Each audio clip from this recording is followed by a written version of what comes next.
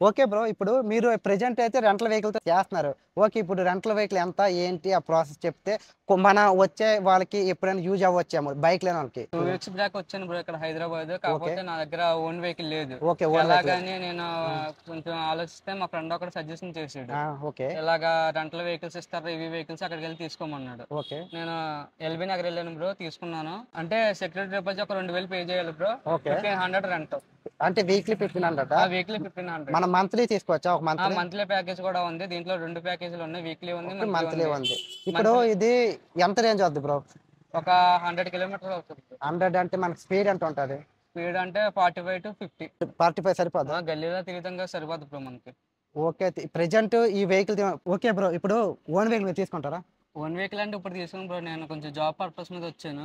ఆ okay. Job వచ్చిన తర్వాత తీసుకుంటాను. ఇప్పుడప్పుడే తీసుకోను ఓన్ వెహికల్. మరి ఇది ఎందుకు చేస్తున్నారు? ఇదంటే మరి పార్ట్ టైం చేయడానికి కావాలి కదా బ్రో. అంటే పాకెట్ మనీ కోసం. పాకెట్ మనీ కోసం. అంటే ఇప్పుడు మీరు వేరే జాబ్ పర్పస్ వచ్చారు. జాబ్ పర్పస్ దాన్ని చేసుకుంటూ అది ట్రైల్‌లో అవును చేసుకుంటూ బ్రో. పార్ట్ టైమ్ చేసుకుంటున్నారు.